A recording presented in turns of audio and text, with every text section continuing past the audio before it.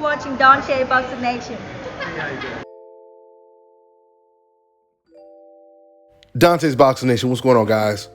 So finally, we have some good news to report, because I'm telling you, it was getting to the point where it was depressing me, hearing all of this bad news. Fights that we think we're going to get, and then all of a sudden, one of the fighters pulls the plug on that fight. Well, it looks like now there's a very, very good chance that we may actually get one of those fights that the boxing fans are craving for right now. And that is David Benavidez versus Jermall Charlo. Because Jermall Charlo just did an interview with Brian Custer. And for the first time, it sounded like he said it without a doubt that he is fighting David Benavidez. Matter of fact, let me go ahead and just play a small clip of Brian Custer's interview with Jermall Charlo. Eventually, Brian Custer, he's going to drop the full interview so you guys get to watch it when he releases it. But check this out. Do you see you and David Benavidez fighting? Yeah. Let's make that fight happen. I'm going to knock his little punk ass out. I promise that. I put that on everything I love. I give him about 4 rounds, 5 rounds. I knock him out about 5 rounds, 6 rounds, no more. He get hit too much. I'm powerful. I'll explode on him. Trust me. I do my thing. I've been doing this all my life. Put me in there. Put me in there with the I'm a lion, bro. Let's get it. All right, so you heard it right there from Jermall Charlo, once again doing his interview with Brian Custer on the Last Stand podcast. Once again, he'll have the full interview out real soon, and you guys can watch it over there on his channel. Now, let me just start by saying this. Even though it's not a complete guarantee that the fight is going to come to fruition, this is the very first time I've heard Jermall Charlo talk about the Benavidez fight, and I'm convinced now. This is the first time I've been completely convinced that Jermall Charlo really wants this fight and it's going to happen. I mean, when you watch that clip, you could just see there was a different type of energy from Jermall Charlo. It sounded like all of a sudden, not only does he want this fight, but he's on a mission to make the fight come to fruition. Now, Jermall Charlo, he said a lot in that clip, but what stood out the most to me is when he said he gets hit too much. He gets hit too much. And the reason why that stood out the most to me is because I kept telling you guys in previous videos, it wouldn't really make sense for Jermall Charlo to avoid someone like David Benavidez because styles make fights. And it seems like Benavidez's style is tailor-made for Jermall Charlo's style. Now, don't get me wrong.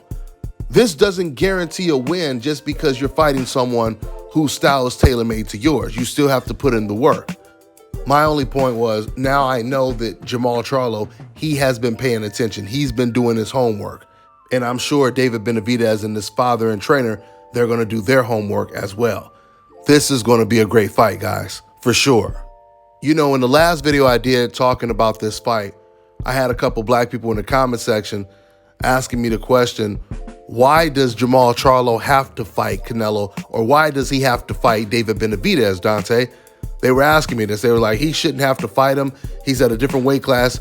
You know, I think some people, when they heard me say that Jermall, he needs to fight David Benavidez to get a Canelo fight, some people interpreted that as me saying, you don't deserve to fight Canelo Alvarez. And the only way you can qualify is if you fight David Benavidez.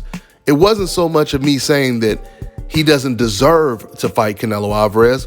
What I was basically saying is, look, man, even if Jermall Charlo were to fight David Benavidez, and let's just say hypothetically, Jermall Charlo, he beats David, Canelo still may not want to fight him, but the pressure is going to be unbearable. And that's what you guys don't understand. There's a lot of things to factor in right here. For starters, just think about Jermall Charlo moving up in weight, fighting the most dangerous and arguably the best super middleweight in the division.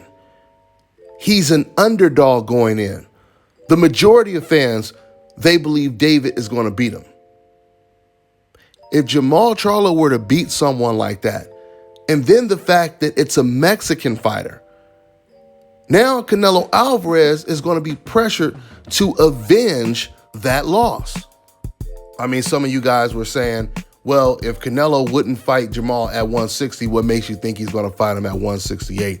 The circumstances will be completely different if Jermall beats the elephant in the room. See, he didn't do that when he was at 160. I said this many times. If Jermall and Demetrius Andrade would have fought against each other, that alone would have put more pressure on Canelo to take the fight. Not a guarantee he would have did it, but this is a little bit different because, once again, if Jermall were to beat David, he's beating the Mexican fighter. The only other Mexican fighter who's a champion is Canelo Alvarez. Canelo just can't sit on the sidelines after watching Jermall Charlo move up in weight and then beat the guy that Canelo didn't want to fight, the most dangerous guy in the division, because David is the boogeyman at 168. So the truth is, I truly believe, regardless who wins this fight, David or Jermall Charlo, they'll be in a position to where, of course, everyone is going to want the Canelo fight, but they won't even need the Canelo fight as bad as they needed it before. I mean, this is kind of analogous to Deontay Wilder constantly chasing for the Anthony Joshua fight. All of a sudden, he got the Tyson Fury fight. Once he got the Tyson Fury fight, he didn't really need the AJ fight as much. And if he would have beat Anthony Joshua, it would have put him in a far better position when it comes to landing an AJ fight. I think the same thing applies here. You guys have to remember, before Canelo Alvarez fought Edeslani Lara, he avoided Lara for 2 whole years. You know why he fought him? The reason why Canelo ended up fighting Lara is because Lara jumped on the stage after one of Canelo Alvarez's fight. He pushed for the fight, and after he did that, Canelo got a lot of backlash from fans straight from Mexico who were constantly pressuring him to take the Lara fight. Once he started to see the way his own people were acting, that's when he took the fight. Even Oscar De La Hoya, he admitted, I didn't want Canelo to take this fight, but it was Canelo that pushed for it. So this is the type of pressure that will be put on Canelo if Jermall were to move up in weight and beat David Benavidez. There will be more pressure put on Canelo if Jermall wins as opposed to David Benavidez winning. Because now you have someone who's not Mexican that beat the Mexican fighter. This is why that pride is going to kick in when a lot of Mexican fans starts telling Canelo Alvarez, we got to show that we're still number one. So you need to go ahead and avenge that loss that David Benavidez suffered. So I truly believe this fight is going to be a game changer if it happens. It's going to be a game changer. It's going to definitely change the winner's life completely. You know, guys, I'm not going to lie. Teofimo Lopez and Ryan Garcia, they got my hopes up high a couple of times where I actually believed them whenever they would say at the last minute, you know, one interview say they're not going to fight, or Teo, for example, on Monday, he says he's not fighting Devin Haney. And then on Wednesday, he says, you know, I talked to my dad and now Devin Haney has to be next. I was believing Teo when he said that because as a real boxing fan, I really wanted to see this fight. I feel the same way when it comes to this Jermall Charlo, David Benavidez situation. But I'm a lot more optimistic. The style matchup is one reason, but the other reason is Jermall Charlo has nowhere else to go. Like I said, he's not going to get a Canelo Alvarez fight because Canelo's not going to fight him. And Jermall wasn't interested in facing Demetrius Andrade, so where else would he go? There's nowhere else for him to go but up. Up to 168 against David Benavidez. So yeah, guys, the boxing world, we really need this one.